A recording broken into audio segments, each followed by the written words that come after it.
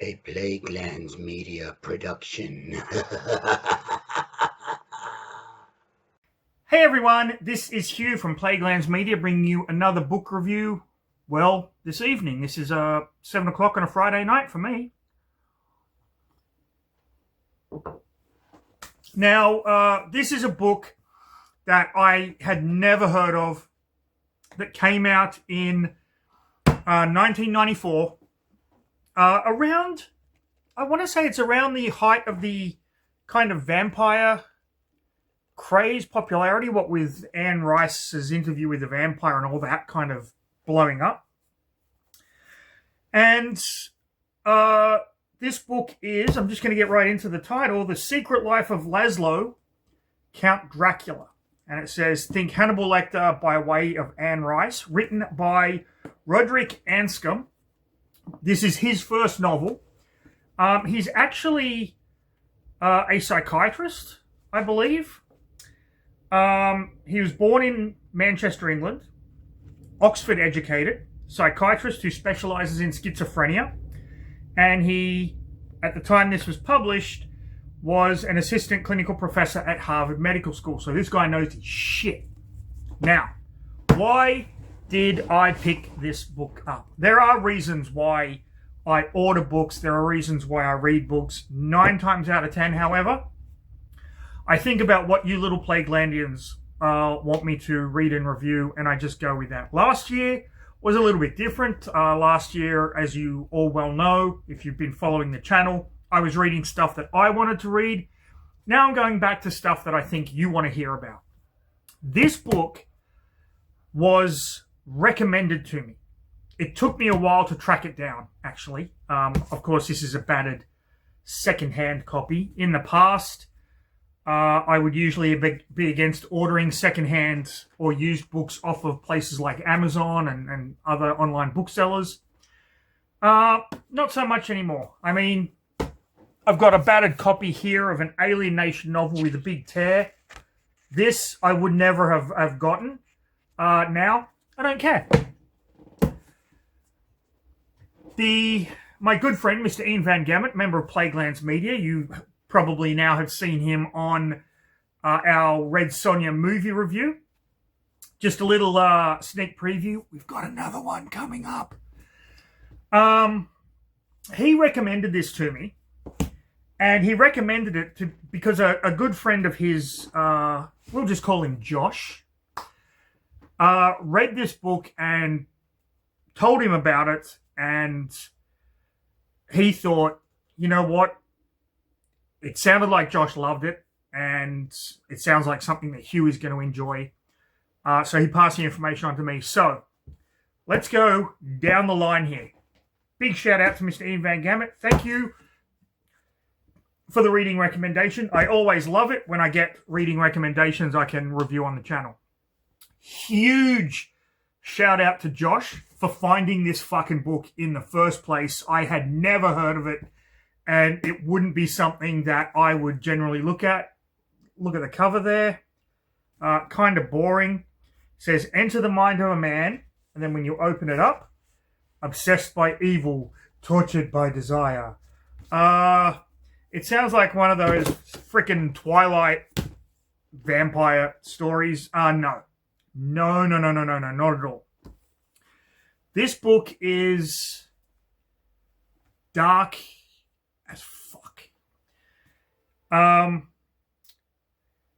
It's basically about Laszlo, who is literally Count Dracula, but he's not a vampire as we know Count Dracula to be from the Bram Stoker novel. He's basically a sex-crazed serial killer. And by sex-crazed, I don't mean he goes around assaulting women, but there comes a point in these relationships where he can't control the animal urges inside of him. This book spans Paris, Hungary. He travels to Budapest, which I have to admit, the parts of the story when he was in Budapest were really cool for me, because the way that Budapest is described is so well done that I was actually telling my wife as I was reading it, I'm like, we went there. We visited that palace. We went there. It's really, really cool. And to have that connection now to a city that is featured prominently in the book, I thought was a lot of fun for me and absolutely loved it. All you have to know if you don't want this spoiled is, I believe there are only 4 deaths in this entire novel, but it's not about that. This is a work of epistolary fiction, which means it's epistolary fiction is like letter writing, diaries, and this is his journal. This is Laszlo's journal. And he does go into a bit of graphic detail for some of the deaths. One of the deaths kind of happens off screen, so to speak. But the characters in this book are incredibly complex. Laszlo understands there's something wrong with him. He gets it. What he's doing is not natural. But he embraces it. And it culminates in one of the... It's a tragic... It's a tragic ending. And made even more so by the reactions of the characters around him, where it's a difficult read, because what Laszlo does at the end of the book is an attempt in his own way to stop. I mean, that's it. I fucking love this book, and I know the exact student that I'm going to pass this on to, who's also going to love this book. But with that said, if you don't want any spoilers, good luck hunting this book down. It took me months to find a copy that was willing to send it over here to South Korea. Kudos to that bookseller as well. Like and subscribe and leave a comment and do all that good stuff, and tell your friends about Plaguelands Media. We've got more stuff in the works. I've got more book reviews. Okay, let's try that again in fucking English. More book reviews coming up. I've got comic books to review. I'm looking right now at 1, 2, 3, 4, 5, 6 graphic novels to review. My next book review is also going to be a book recommendation from a fantastic little Plaguelandian out there that's been following the channel for the longest time. I will find your name and I will shout it out when I get around to reviewing that book. Spoiler alert, it's a Bentley Little that you recommended. I think you know who you are. Do all that stuff and go watch another Plaguelands Media video. Go watch the Red Sonja movie review. It's freaking awesome. And I know I said on the channel that we weren't going to do movie reviews anymore. Or at all, I should say. I didn't want to do them at all because I didn't want to spread negativity. But that's me. When the Plaguelands Media crew gets together, it's a freaking blast. We were laughing, we were joking, we were drinking, of course. So that's going to become a staple on the channel as well. I think we're going to rotate. I picked Red Sonja, Mr. Ian Van Gammett picked the next film, and Dr. Luke Carmen is going to pick the third one. And we're just going to kind of go around a little fucking merry-go-round of awesomeness. But if you want The Secret Life of Laszlo, Count Dracula, by Roderick Anscombe, completely spoiled. And by completely spoiled, I'm going to be leaving a lot of stuff out because it took me a long time to read this as I was busy with other stuff. So I might forget some key points. Then stick around, please, for the next episode of... Hold on.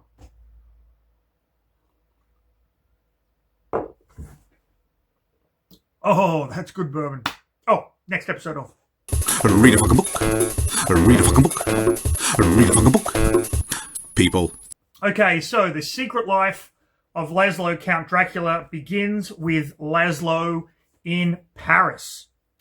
He has gone to medical school.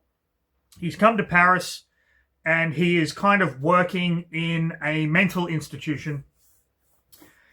And while at this institution, he meets this doctor who believes that these women, they're primarily women in this institution, can be cured through hypnotism. So he has this patient called Stasia, and in front of students and fellow doctors and whatnot, he successfully hypnotizes her, which Laszlo thinks is fucking great and whatnot, but he's doing his rounds and he's meeting people and helping out in the hospital doing, doctor stuff.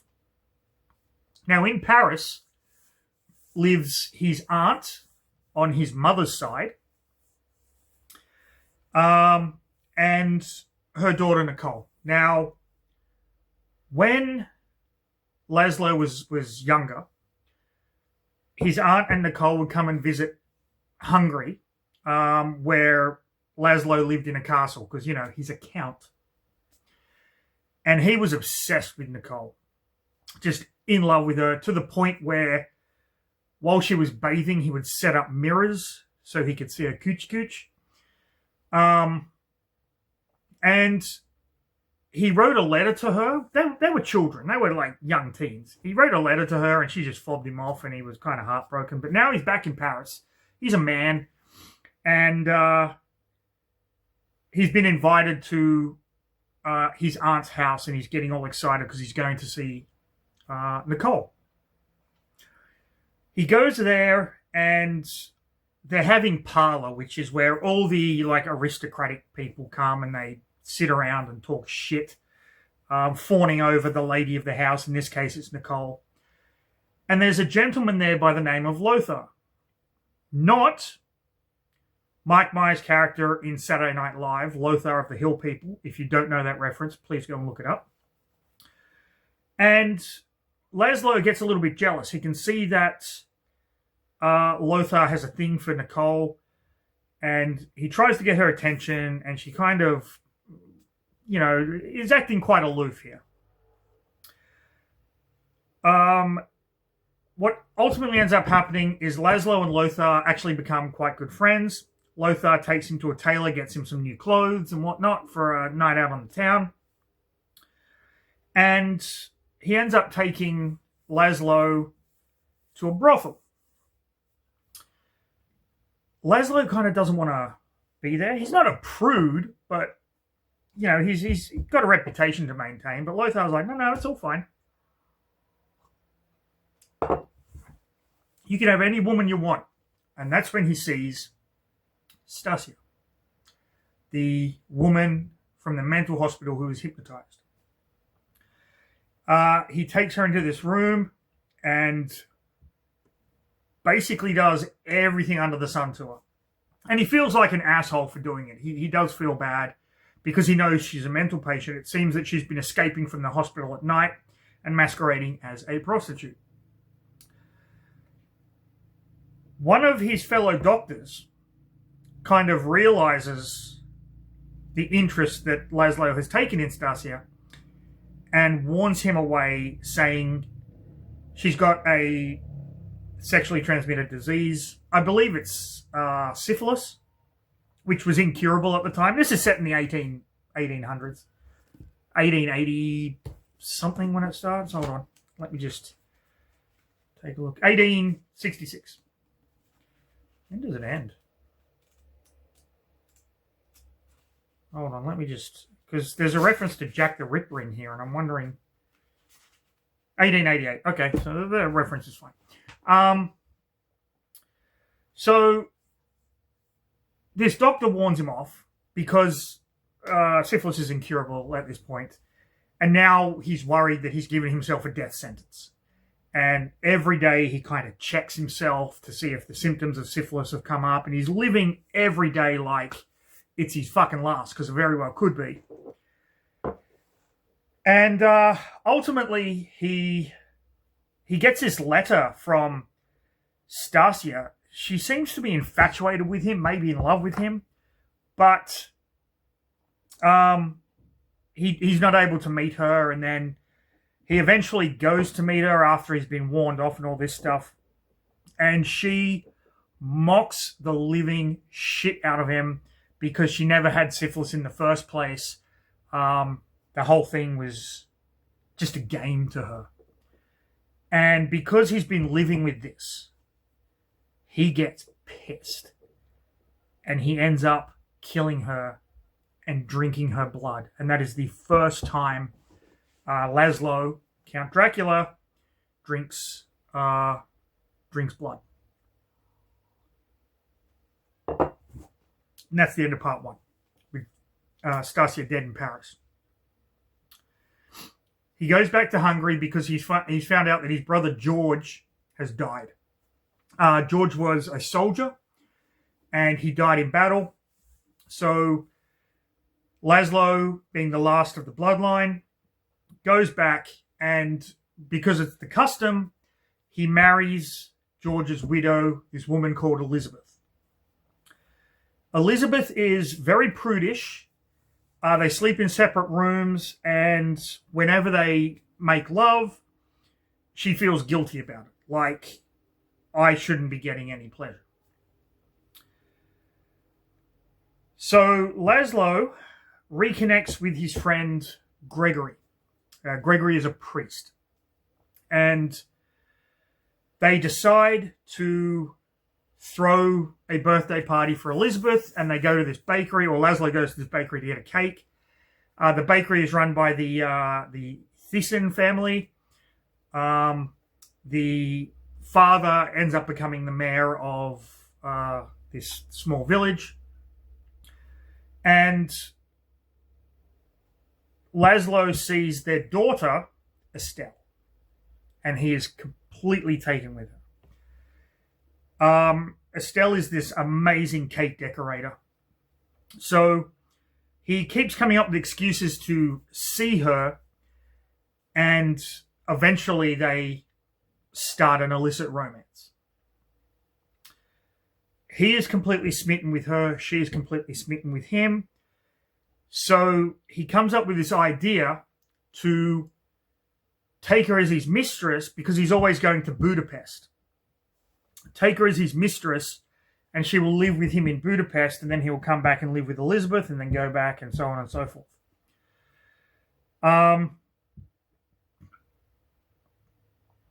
What he does is he concocts this scheme that he will find a couple in Budapest that need an au pair, and she will go and work for them as a nanny.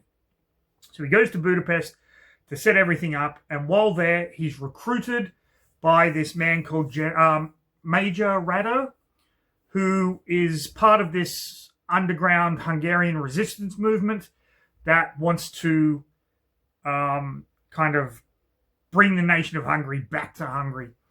It's a really weird side plot that doesn't really go anywhere, but it's interesting because his friend Gregory, the priest, is part of this movement. And General Rado, I believe, General, yeah, whatever, Rado, realizes that because Laszlo is a count, he could be very helpful for this cause, to rally people and whatnot. So he gets recruited, and it's almost like this secret society. Once you're in, you can never get out and all that kind of stuff. And Laszlo doesn't really want to do it, but then he realizes, wait a second, if I'm in this group that is stationed in Budapest, I've got a reason to travel to Budapest all the fucking time. So he's in. He goes back to the village. He and Estelle concoct these letters that are written from a fake couple that need her as the nanny straight away. And Estelle moves to Budapest with Laszlo. Now, they go separately. Laszlo gets there first, starts setting everything up. He's got an apartment for a year, got furniture and all that kind of stuff. When he goes to meet her at the train station, she's being helped by this young, handsome guy, and he gets insanely fucking jealous. But he never brings it up to her until much, much later. So they have this illicit romance in Budapest. He goes back to Elizabeth. Elizabeth doesn't suspect anything at this point. And they carry this on for a while, and then Estelle wants to go back and visit her parents. So she concocts this scheme. She goes back. Laszlo is there at the train station waiting for her and sees her with that guy again. And he kind of freaks the fuck out. Estelle is supposed to be in the village for a week, but she goes to meet Laszlo in their spot, and once again, Laszlo, full of rage, rips her throat out with his teeth and drinks her blood. This leads the village to bring in an inspector, Inspector Kraus, who works very closely with Laszlo, because Laszlo's kind of considered the head of this village because he's the count. He lives in the castle. And Inspector Kraus is having a really hard time trying to work out what is going on.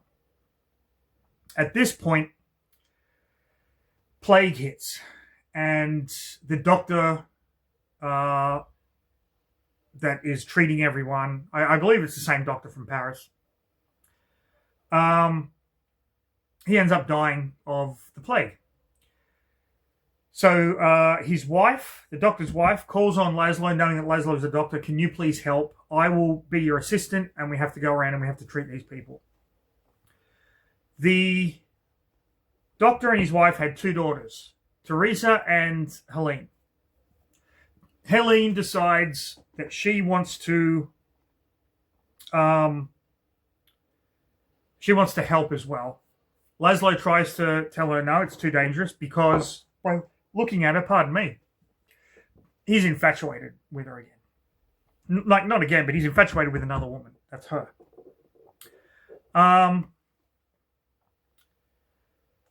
They go around, they are treating people. It's very difficult to bury all of the dead because the ground is so hard during this season.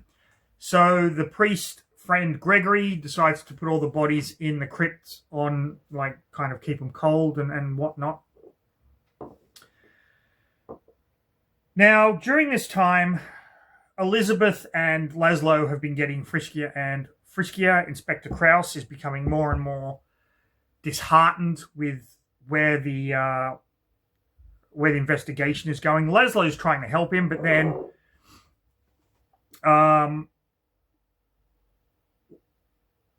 there's another murder.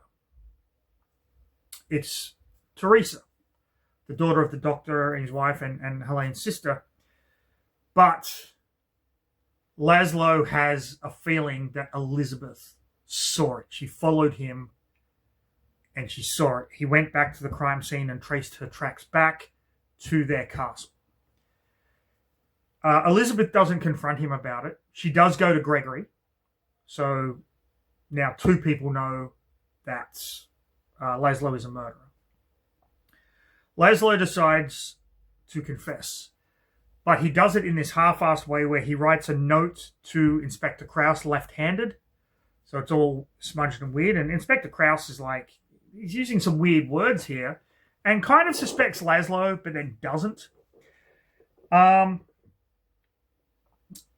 Elizabeth is becoming more and more distant. Gregory is trying to help Laszlo in a roundabout way, never telling him, I know what you did, but just kind of insinuating things. All this time, there's this plot by, like, General Rado. They've come into the village disguised as gypsies, and they're going to meet some crown prince, and Laszlo's a huge part of this plot. And the general says, listen, if you don't do it, I will fucking kill you myself. Okay, are we all caught up? Because this is where it gets supremely fucked up.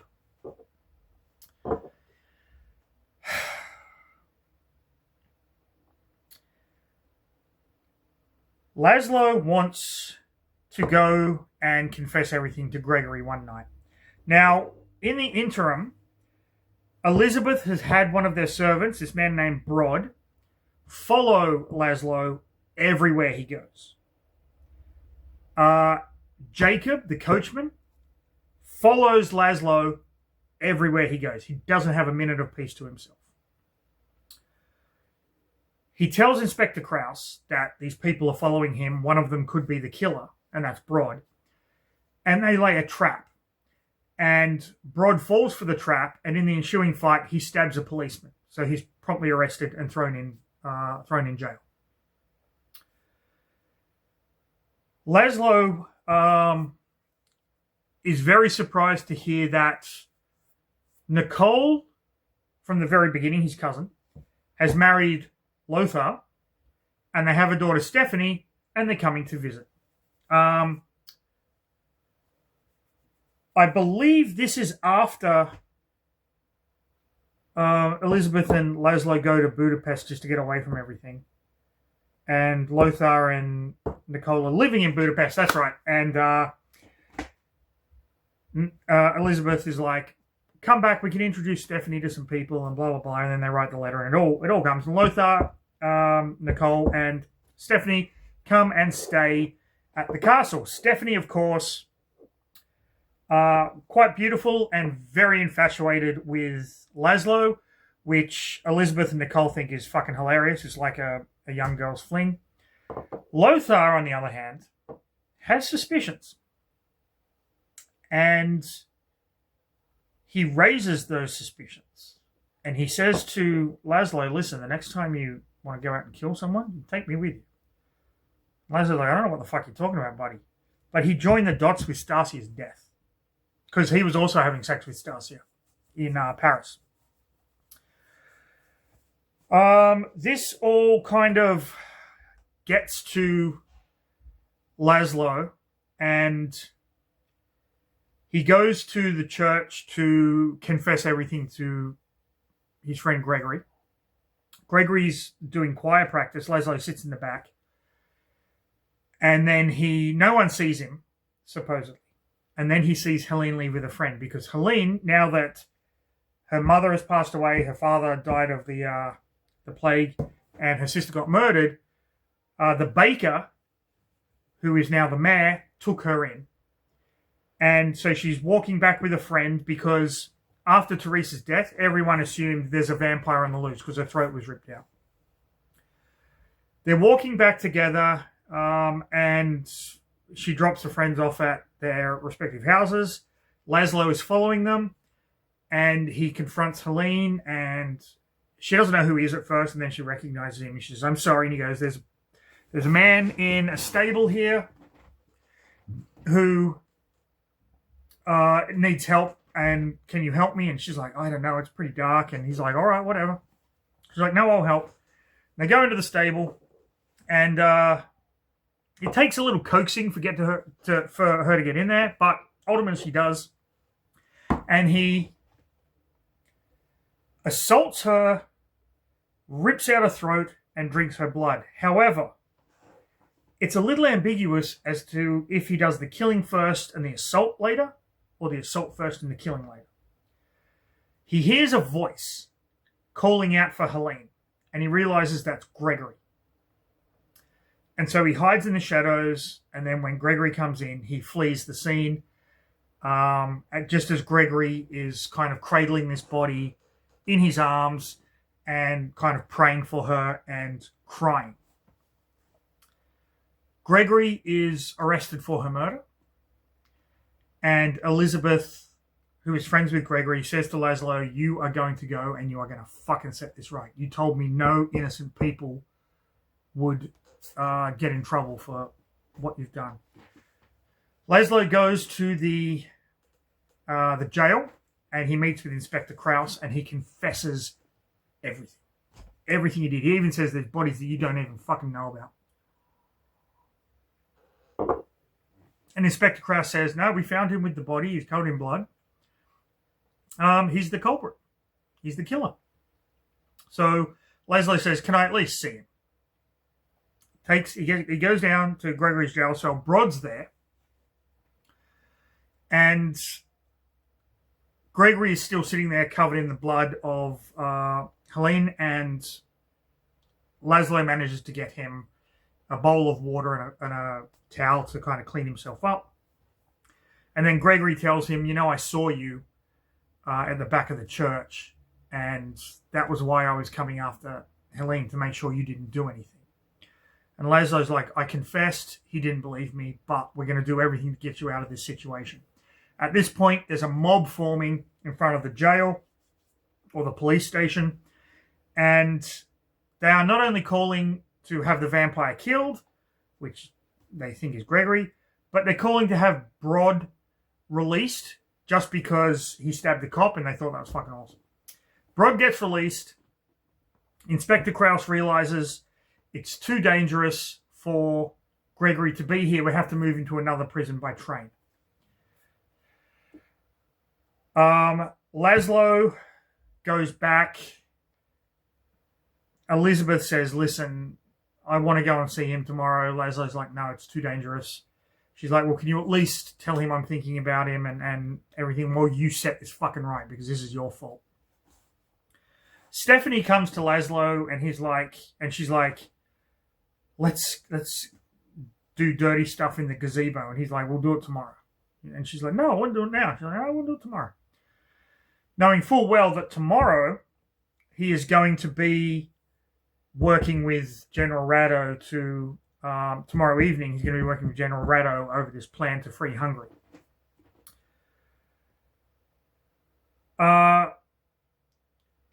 He says to Lothar the next day, because, okay, I'm getting this backwards. The next day, everything is really tense at the breakfast table. And Laszlo says, look, I'm going to go and help the police transfer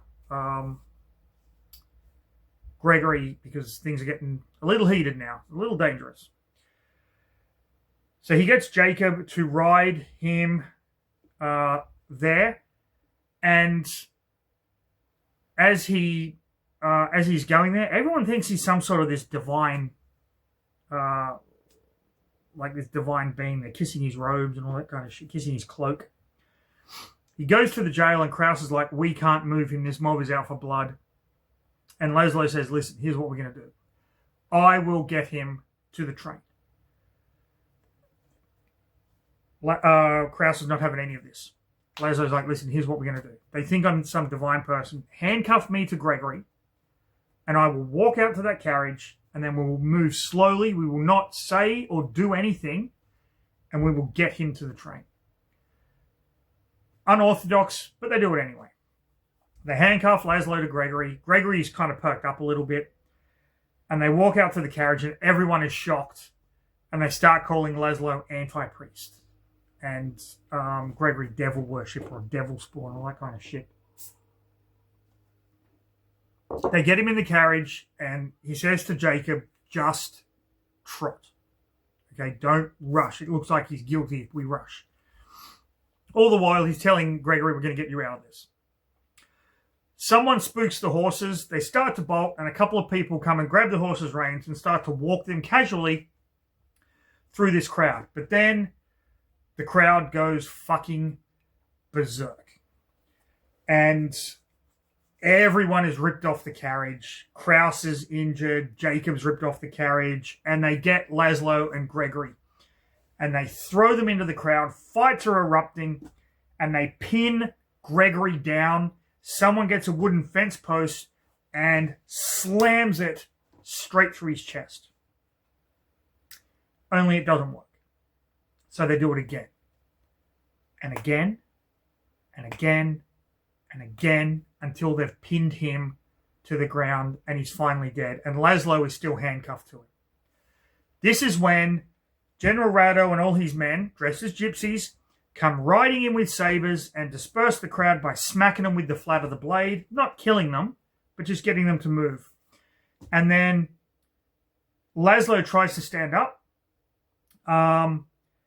And he sees General Ratto, and General Ratto's charging for him on his horse. And Laszlo's like, I fucked up the plan by doing this, and he's going to kill me. He said he was going to kill me.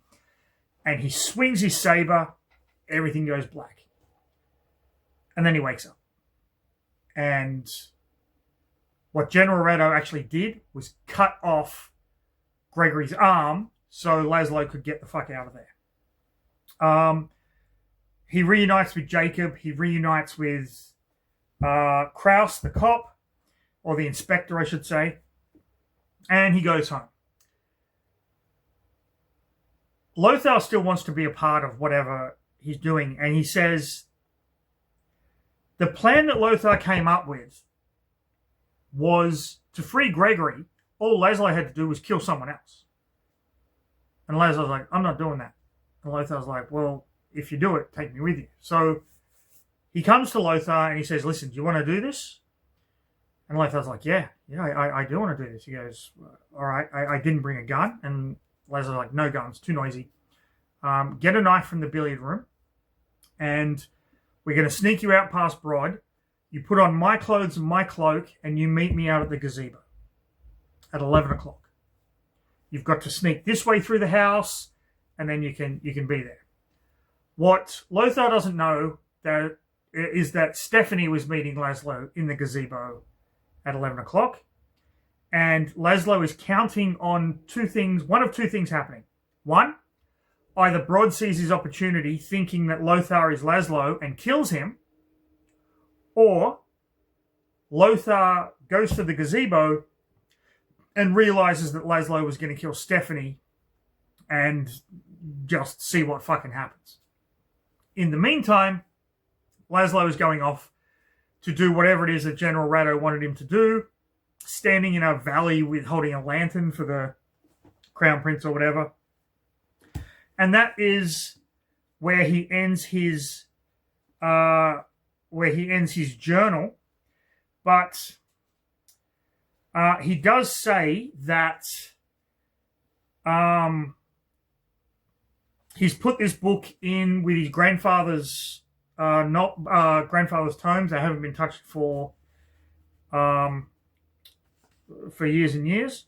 But the last sentence is probably one of the most poignant ones, where Laszlo writes, "Yet I have cause to hope that in the hearts and minds of the people in this small corner of Hungary, the solemn dignity of Dracula will linger fondly until it fades quietly from living memory." And that is how Laszlo ends his journal, his memoir, whatever you want to call it. This book... Okay, first of all, I don't recommend you reading this book in public. Because it's a fucking roller coaster ride, and I made the mistake. I usually read when I'm commuting to work. I will read novels if I get a seat. If I have to stand, I will use the Kindle on my phone. And a lot of the times I got a seat, and a lot of times I was reading this, and a lot of the times I would inadvertently find myself saying, "What the fuck?" And then realize I'm on a crowded commuter train and people are fucking looking at me like I'm a crazy person. It is very well written. The writing style is some of the best that I have read in a long time. And this came from 94. In 94, I was in freaking high school. I was in the 10th grade. This wasn't even in my public library. I mean, if it had been, I would have fucking borrowed it and read it, of course. I thoroughly enjoyed it, and it's books like this that we all know Dracula. We all know the story of Dracula from the novel, from the movies, from the TV miniseries, from the Hammer horror films. Shit, from the Castlevania games. I mean, jeez, we all know Dracula. This is Dracula if he was just a person. Sure, he's a rich aristocrat, but there's nothing supernatural about him. He's literally just a psychopath. but he's a psychopath that can recognize that what he's doing is wrong, but he still keeps doing it because he cannot control those urges inside of him. I mean, just go on YouTube and look up any video about psychopaths, and it's the same thing. I highly, highly recommend this book. I absolutely loved it, and I can't wait for any other Plaguelandians out there to recommend me off the cuff weird things that I'm going to be excited to read. I'm actually looking right now at 5 novels just sitting right here that I am so excited to read. That, to me, it just makes me feel,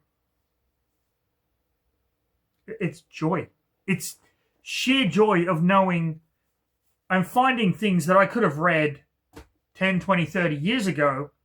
I'm just discovering them now. And maybe back then I wouldn't have liked them just because of you know, how we think and you know, what we think. What's down here? Oh, look what I just found. Conan the Champion. The Bentley Little collection. Forgot I even had these. I'm just looking at them right now. Okay. So, you know, I'm discovering shit every day here under the desk that it calms me down. It calms me down to know that I am never going to not have something to read in this freaking lifetime. And I hope you enjoyed the video. Like I said at the beginning, if you did like, subscribe, leave a comment. Leave me some recommendations, of course. But, yeah, it's funny. I just today, I'm just going to share a little aside. Just today, one of the students at the university, a foreign student, is getting into South Korean literature. And I happen to have 7 Years of Darkness, which I've read and reviewed on the channel, sitting on my desk. So I went to her classroom today. She's in one of my wife's classes, and my wife gave her the book, and she was, and just to see her eyes light up, was infinitely grateful. One of my students in one of my classes today is a huge fan of Tolkien. I had an old copy of Unfinished Tales, and she just, like, her eyes lit up. Like, now we're getting students that are going back to reading. And that, to me, is important. I mean, we've got the TikTok generation, sure. And that's fine if that's your thing. But just to see some of these kids get a physical copy of a book in their hands, because they're quite expensive these days, and just kind of not even know how to say thank you is just an absolute fucking joy. So if you can do that, pass your books on. I'm not saying like all of them. There's a ton of shit here that I'm keeping. But pass your books on. People are going to appreciate them. Don't think they're not. You know what? I'm going to leave it there. And I want to wish all of you little Plaguelandians a fantastic rest of your evening or day, depending on when you're watching this. But most important of all, stay safe. Enjoy your weekend. I'm recording this on a Friday, so I can say that. And of course, read a fucking book, people.